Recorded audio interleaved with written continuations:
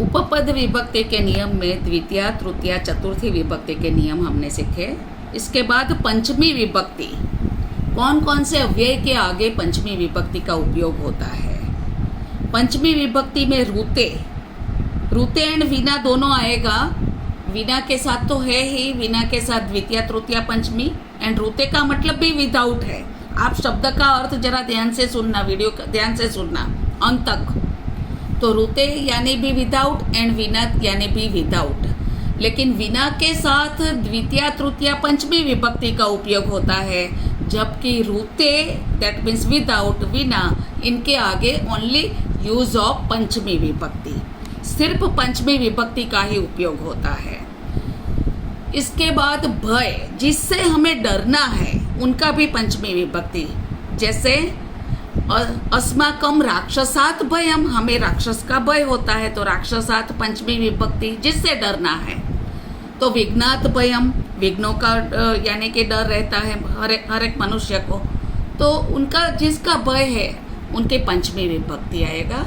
अंतरम के साथ भी पंचमी, यहाँ अंतरम भी एडवर्ब है। अंतरा that means without, different word है, एंड अंतरम दैट मीन्स यहाँ अंतर के अर्थ में, तो भी पंचमी विभक्ति। एंड प्रभृति, प्रभृति का मतलब सिंस देन, तब से लेकर, सिंस कहते हैं कि वहाँ भी प्रभृति के साथ भी पंचमी विभक्ति।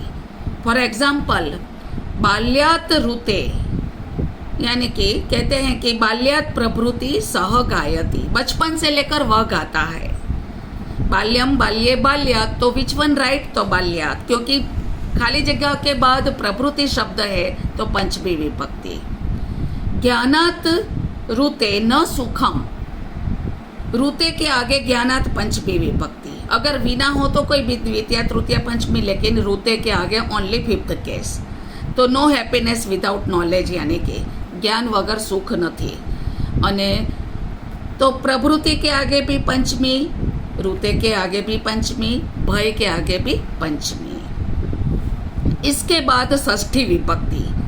उपपद विभक्ति में षष्ठी विभक्ति कौन कौन से, यानी कि अव्यय के आगे षष्ठी विभक्ति का उपयोग होता है। फॉर एग्जाम्पल कृते, कृते यानी फॉर द सेक ऑफ, के लिए, कृते यानी के लिए, ने माटे। हम कहेंगे कि संस्कृतस्य कृते जीवति, षष्ठी विभक्ति अकारांस्य प्रत्यय, देशस्य, जनस्य, रामस्य, संस्कृतस्य, तो अकारांत षष्ठी विभक्ति एक वचन का है संस्कृतस्य। पुरतः, पृष्ठतः, पुरतः दैट मीन्स आगे, इन फ्रंट ऑफ, पृष्ठतः दैट मीन्स पीछे, बिहाइंड, या अधः, ऊपरी, डाउन, अप। समीपम शब्द भी है, निकषा के आगे द्वितीय दैट, लेकिन समीपम, निकटम के आगे षष्ठी विभक्ति। तो ये सब अव्यय के साथ षष्ठी विभक्ति का उपयोग होता है। यहाँ 3 सेंटेंस एग्जाम्पल के दिए हैं। संस्कृतस्य कृते जीवति, देशस्य अग्रे अहम किमपि न अस्मि, I am nothing before the country, देश के आगे हम कुछ भी नहीं हैं। सज्जनस्य पुरतः दुर्जनः न तिष्ठति, फिल इन द ब्लैंक में पुरतः के आगे कोई भी शब्द हो षष्ठी विभक्ति में आएगा। तो सज्जन के आगे दुर्जन भी नहीं टिकता। The weak does not stand before a gentleman. इसके बाद सप्तमी विभक्ति कहाँ कहाँ यूज होती है। तो सप्तमी जहाँ भी श्रेष्ठता, उत्तम, निपुण, कुशल, ये सब जो शब्द है, पटु, निपुण, अगर शब्द लास्ट में सप्तमी के अगर अच्छी तरह से रीड ना हो तो अंत तक मेरा यानी कि वीडियो सुनना तो ही समझ में आएगा। श्रेष्ठ, कुशल, प्रवीण, निपुण, उत्तम, तो ये जो शब्द है यानी एक्सेलेंट या बेस्ट के अर्थ में, सबसे श्रेष्ठ के अर्थ में, तो उनके आगे भी सप्तमी विभक्ति, 7th केस यूज होता है। तो श्रेष्ठता जहाँ दिखा, श्रेष्ठ जो है वही चीज सप्तमी में अगर भरोसा दिलाना है तो उनके वह क्रियापद है, लेकिन उनके आगे भी सप्तमी विभक्ति। रामः वचने कुशलः, तो राम वचन में कुशल थे। कहते हैं ना, रघुकुल नीति चली आई, प्राण जाए पर वचन न जाए, तो वचन का वचन है। सप्तमी विभक्ति में ए प्रत्यय होता है और कहते हैं कि राजसु न विश्वसयति, राजाओं पर भरोसा नहीं करना चाहिए, ऐसा एक पहले एग्जाम्पल होता था।